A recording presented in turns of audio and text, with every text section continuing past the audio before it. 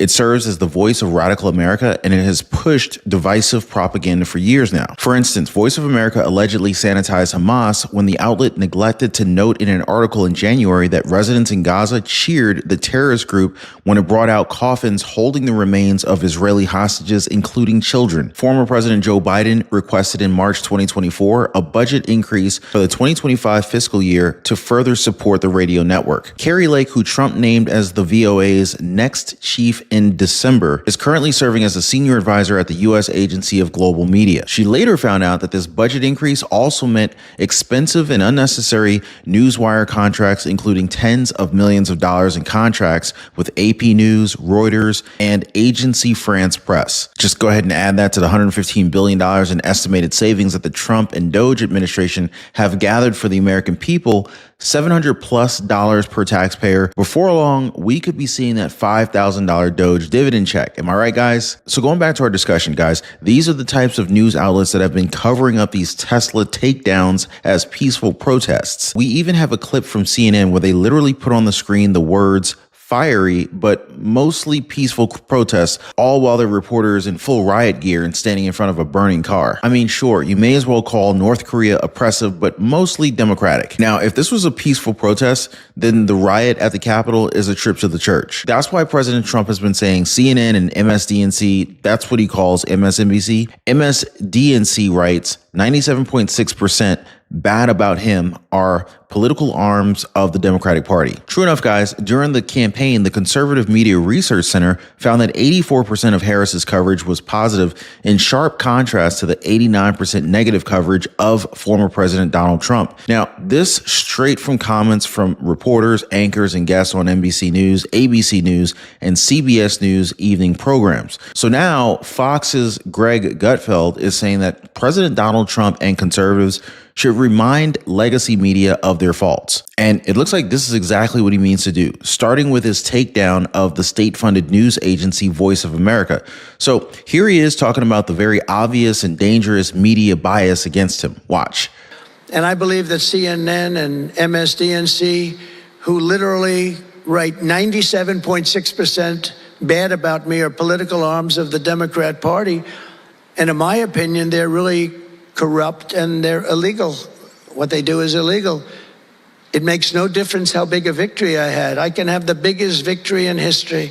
It makes no difference what kind of a failure the other side has. These people are going to go after me. And I said it during the other night, during the big speech on Tuesday night.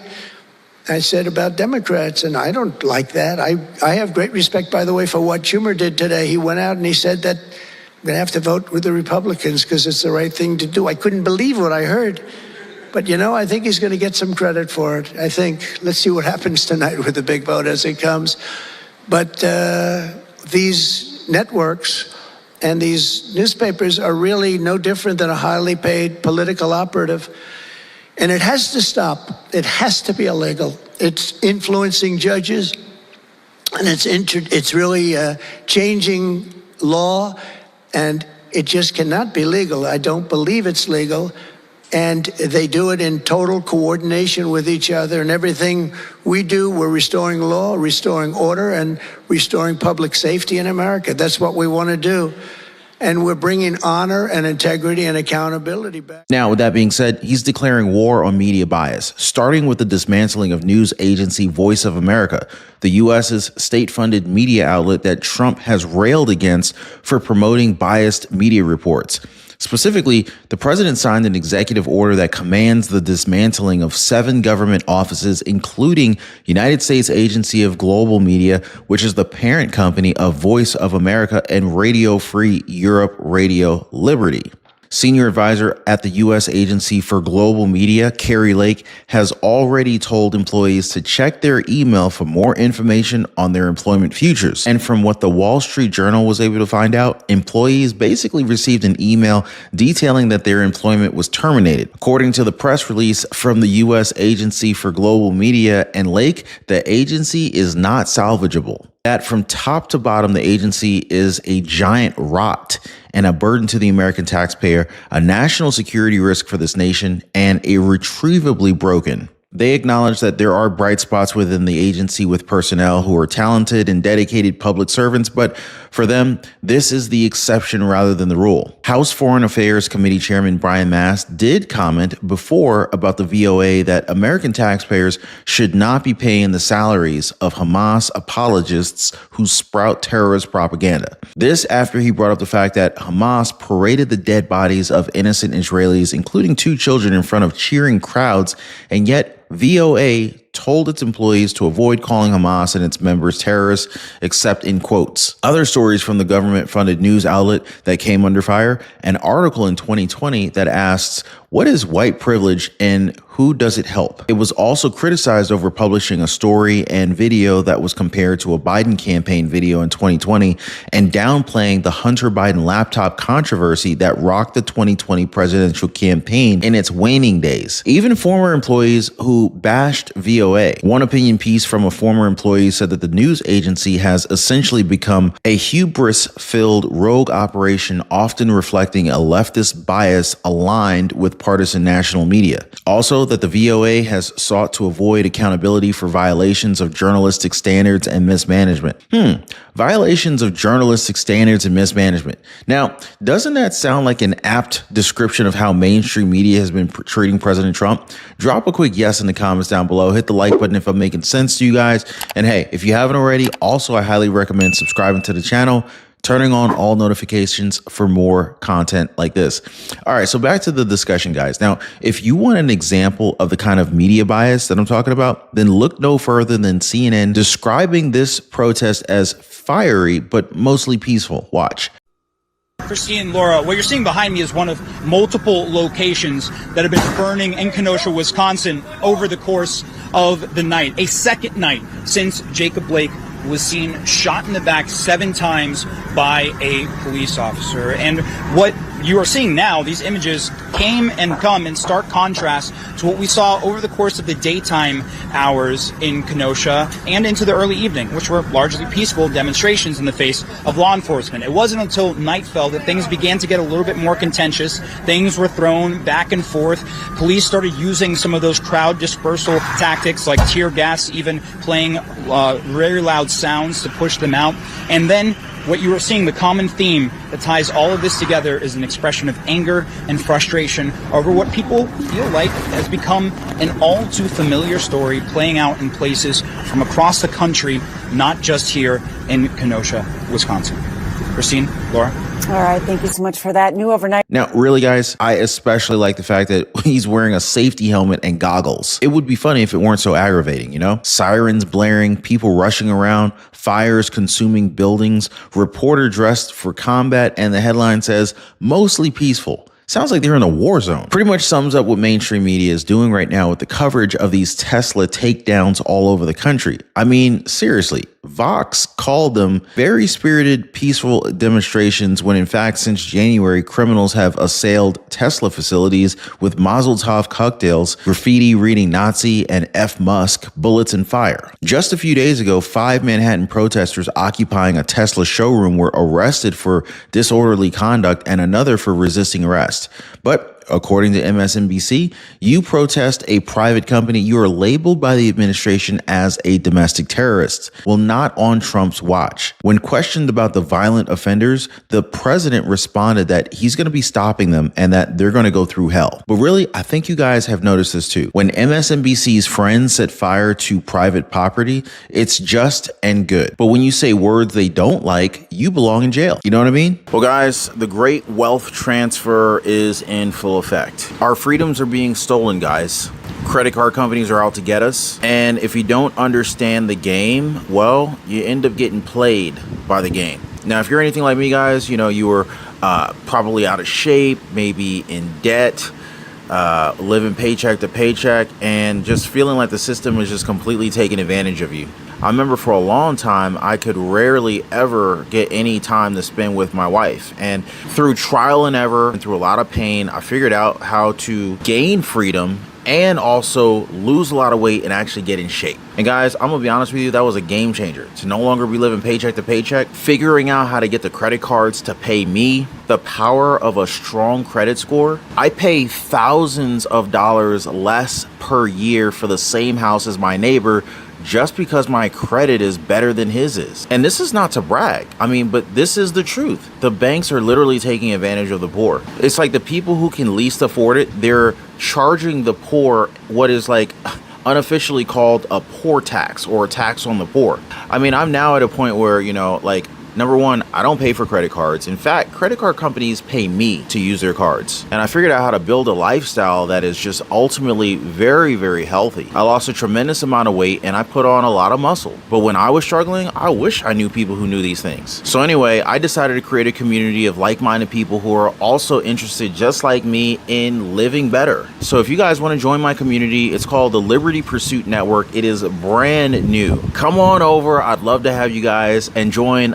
like-minded people. Be positively motivated by others who are also on the same pursuit. So I'm going to leave a link for you guys so you can join me over on the Life Pursuit Network in the description down below this video. So check it out, guys, and let's not be a victim of this great wealth transfer that is taking place right now. Even FCC Chairman Brendan Kari pointed it out himself.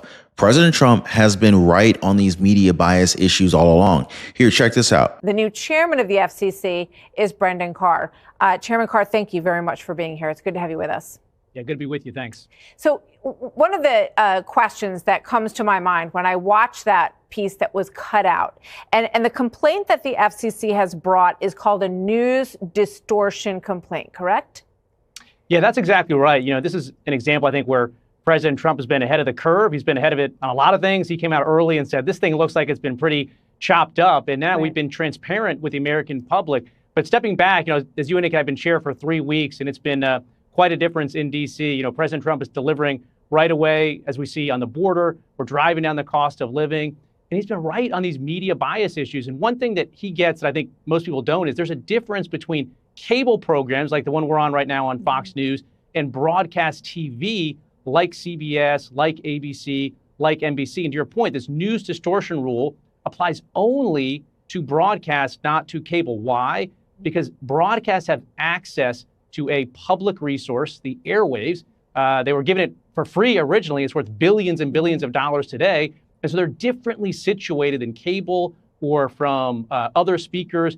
And at the FCC for years, we sort of walked away from our obligation to enforce the public interest standard on broadcasters. And hopefully over these first couple of weeks, people see that this is an FCC that is going to hold broadcasters accountable to their public interest obligations. I mean, we didn't even need the FCC to tell us that. We knew this the entire time. So yeah, maybe it's time to cancel their licenses. What do you guys think? As President Trump said, he believes CNN and MSDNC are political arms of the Democratic Party. And in his opinion, they are really corrupt and they are illegal. Just take a look at the analysis from the Conservative Media Research Center during the presidential campaign. They found that former Vice President Kamala Harris received predominantly favorable coverage from the 3 major news networks after becoming the Democratic nominee.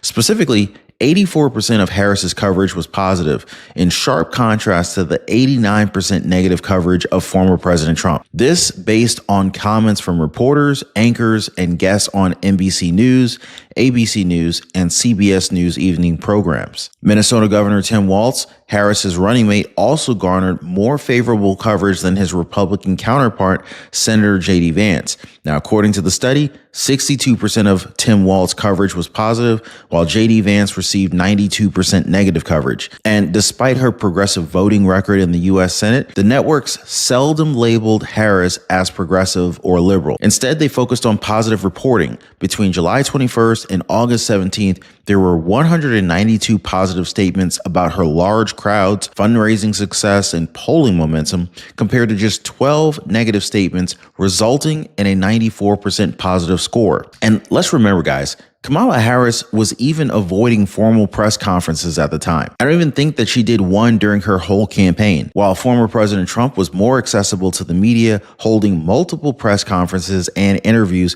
including a lengthy discussion with Elon Musk and another one with Joe Rogan. But this is how they treat him, and they've been like this from the start. Since Trump's first administration, legacy media has maintained an anti-Trump bias in its coverage, with CNN and NBC producing more than 90% negative coverage of Trump's first 100 days in office, according to a 2017 Harvard study. That's why Fox's Greg Gutfeld told fellow panelist, former Democratic Tennessee Representative Harold Ford Jr. that President Donald Trump and conservatives should remind legacy media of their faults, meaning imprinting the memory of this event on history, because according to Gutfeld, history is always rewritten by the losers. But think about it. Where else would you see the kind of treatment President Trump had to endure under the Biden administration? In his third campaign run, Trump in 2024 was charged by former President Joe Biden's DOJ with over 80 criminal charges across 4 indictments. That's why Trump spoke to the DOJ and said Biden attempted to turn the agency into a Department of Injustice. But now those days are over and they're never going to come back. What Gutfeld is missing, though, is all the people in the media who try to take him out. They aren't saying, oh, we were wrong. Ooh, whoopsie daisy, Biden has dementia. They aren't doing that. So we have to. And as he put it, how is this not a fable for the ages? An inspirational lesson for everyone who has felt targeted in their lives, who felt outgunned and outnumbered. If this were a Democrat, there would already be 12 movies made about this man, the most consequential political triumph in American history. But nope, as Gutfeld said, both Hollywood and legacy media are staying home in their pajamas, and they're weeping over Trump's callouts. What he said he wanted to do was be able to parade every hack on TV. His idea? They literally have to eat their words. We actually take their words verbatim. We bake cookies and we write their words on the cookies, and then they have to sit down. It's not even pay-per-view. It's free. We just force them to eat their words, every single word. So what do you guys think? Would you want to see legacy media eating their own words? Maybe we can even make a video out of it. Drop a quick comment down below. Let me know what you guys think about this and what we talked about today. And if you want more discussions like this, check out our recommended videos that are about to pop up after this one. As always, thanks so much for watching. Thanks for hitting the like button and subscribing. We'll see you next time.